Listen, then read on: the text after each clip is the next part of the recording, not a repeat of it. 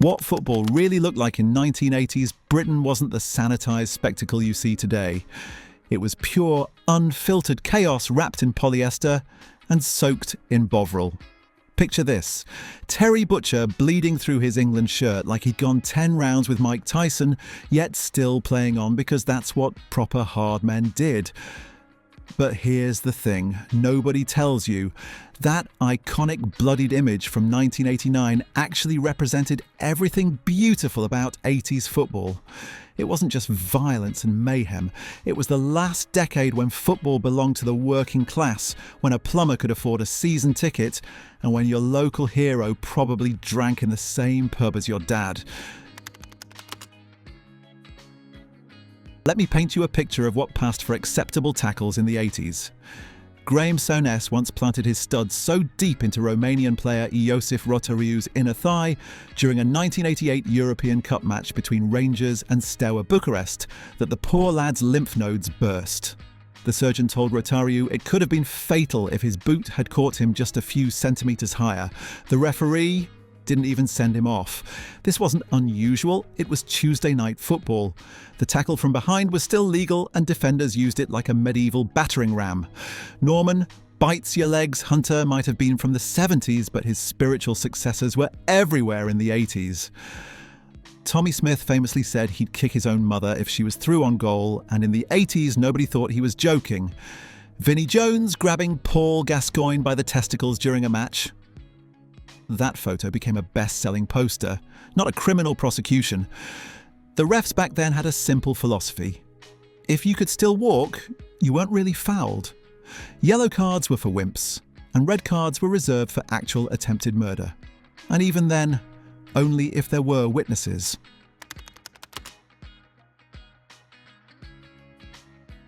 Now, before I dive into the dark side, let me tell you what match day really felt like for most fans. You'd wake up Saturday morning with that flutter in your stomach, throw on your lucky scarf that hadn't been washed since 1979, and head down to the ground with your mates. The smell hit you first. A cocktail of cigarette smoke, cheap aftershave, and that mysterious meat they claimed was in the pies. The family sections were proper family affairs. 3 generations crushed together on wooden benches, sharing flasks of tea and sandwiches wrapped in tin foil. Kids would be passed over heads to see better, and nobody worried about health and safety because, well, health and safety hadn't been invented yet. But we can't sugarcoat it. The 80s had a cancer eating at football's heart. Hooliganism wasn't just occasional punch-ups, it was organised warfare. Firms like West Ham's Intercity Firm and Chelsea's Headhunters weren't just fighting at matches. They were arranging battles like medieval generals. The 1985 Heysel disaster, where 39 Juventus fans died, led to English clubs being banned from European competition for 5 years. Hillsborough in 1989 killed 97 Liverpool fans, though that tragedy was about police incompetence and overcrowding rather than hooliganism. The government tried everything. ID cards, alcohol bans, even discussing electric fences. Seriously, Margaret Thatcher's government actually considered electrified barriers. The casual culture emerged partly as a response to police identifying known troublemakers. Suddenly, football hooligans were wearing Sergio Tacchini tracksuits and Filar trainers, looking like tennis players who'd taken a wrong turn. If you're enjoying this trip down memory lane, make sure you hit that subscribe button, because later in this video I'm going to reveal the absolutely mental story of how England players prepared for the 1986 World Cup, including what actually went on behind the scenes.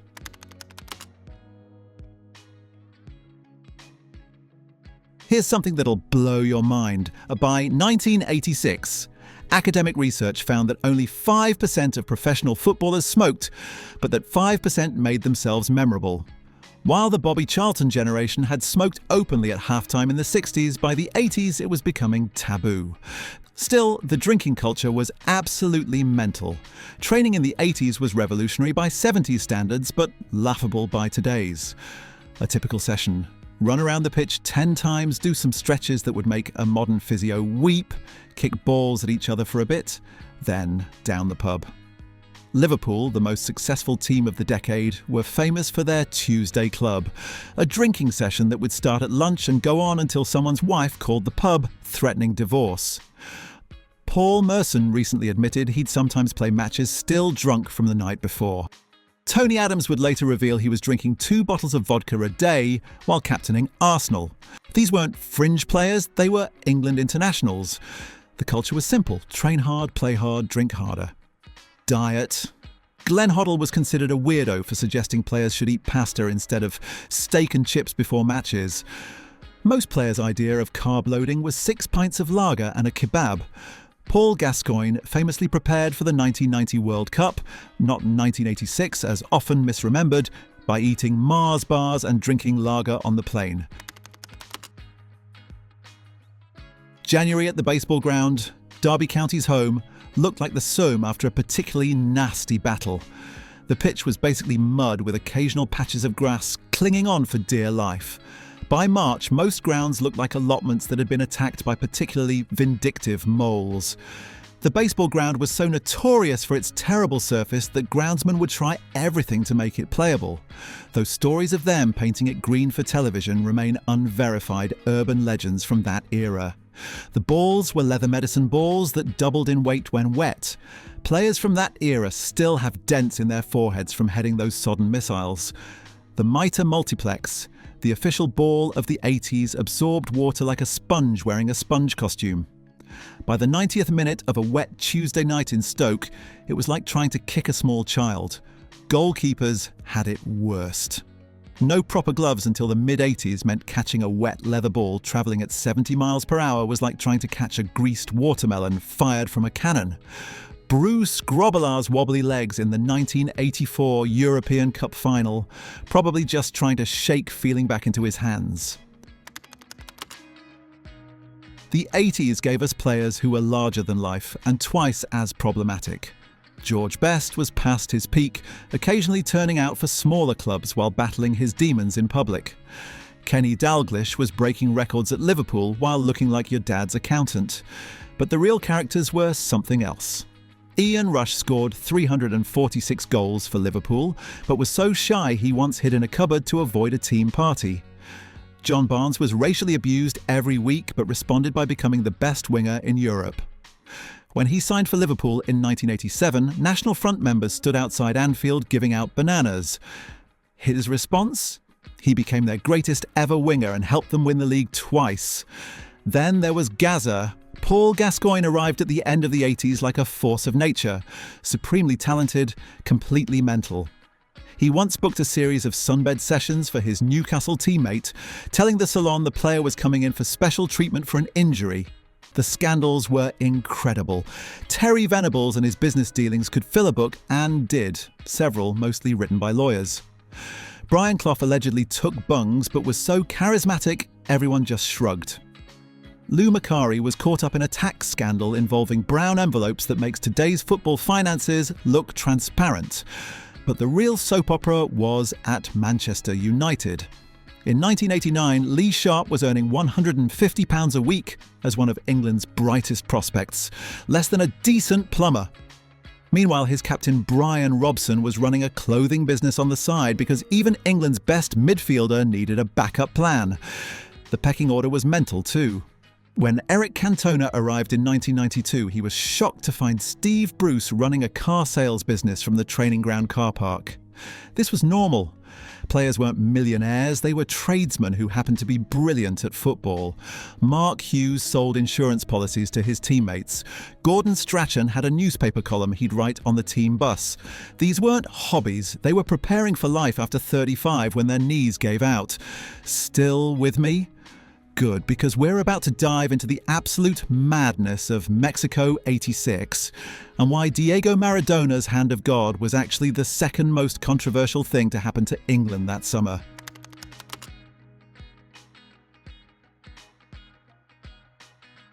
The 1986 World Cup was meant to be England's redemption. Bobby Robson's team had Brian Robson, Gary Lineker, Peter Beardsley, and genuine belief.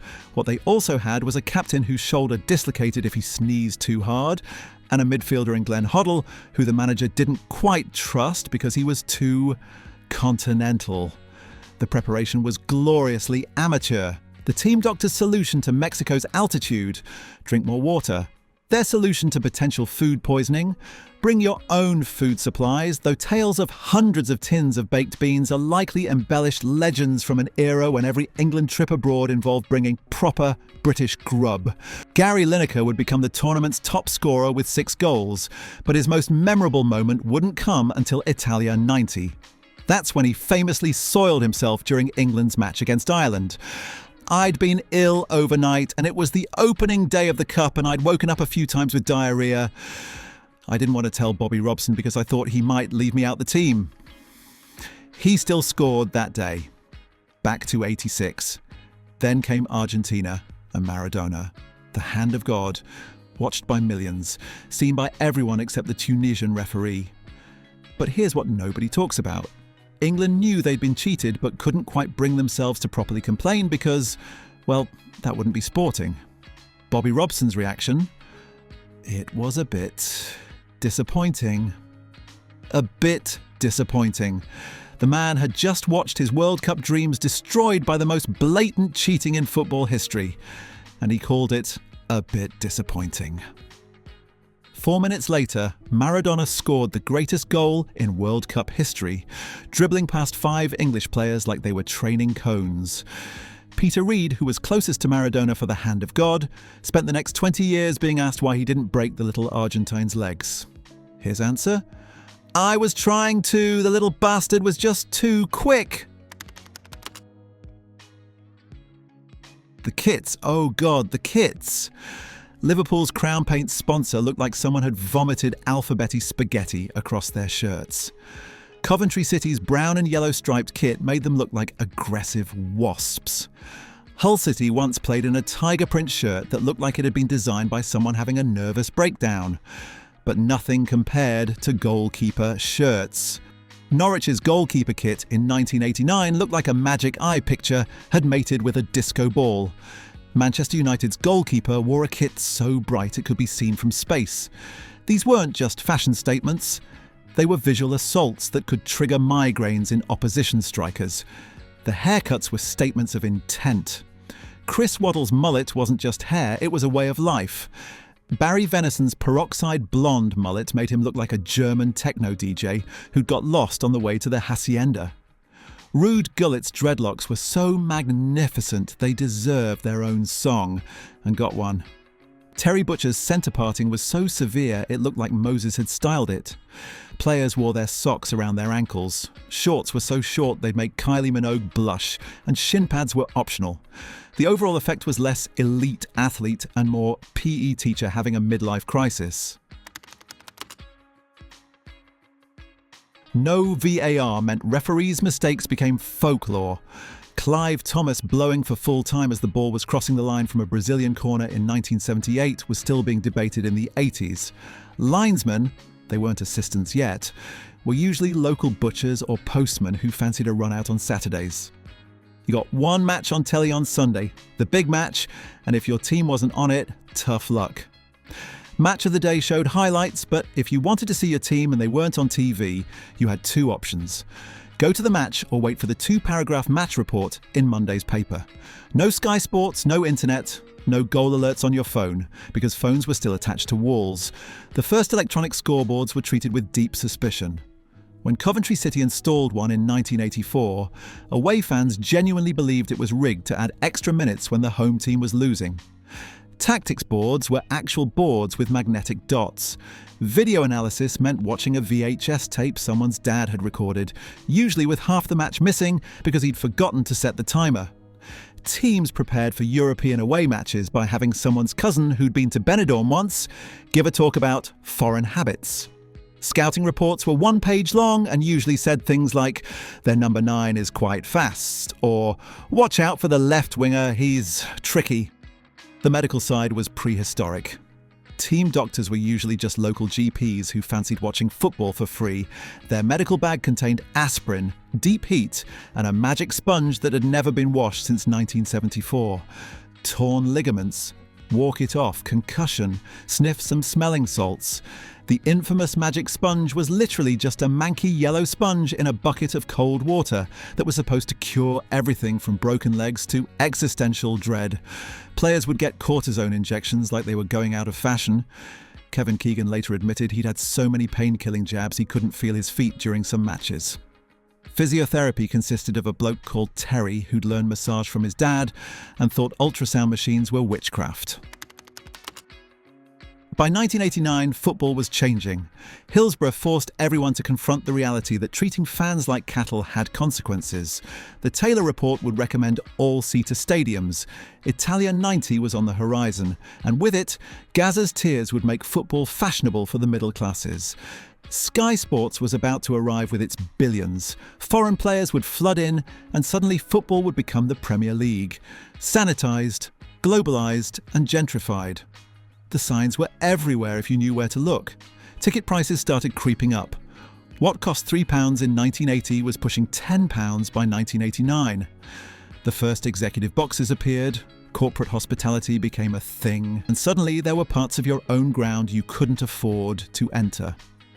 The local butcher who'd had a season ticket since 1953 was being priced out for a marketing executive from Surrey who thought offside was a type of sauce. Players started having agents instead of just signing whatever contract the chairman pushed across his desk.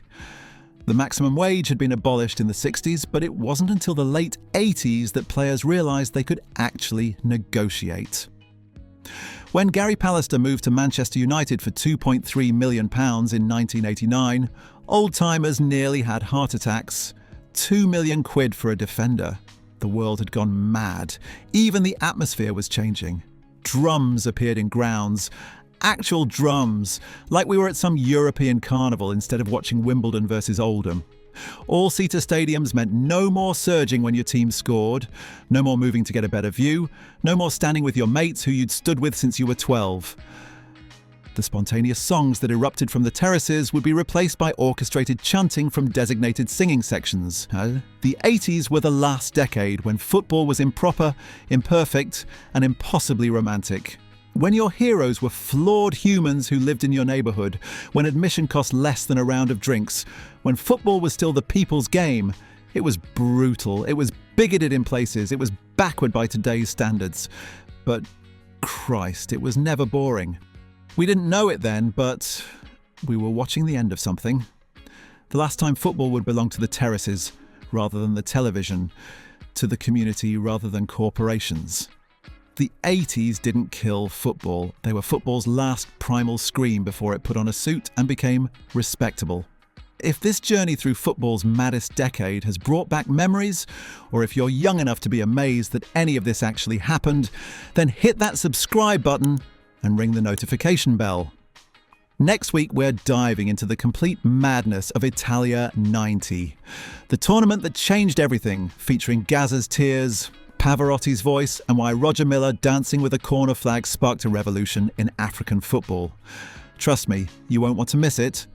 Until then, keep your studs down and your standards lower. It's what the 80s would have wanted.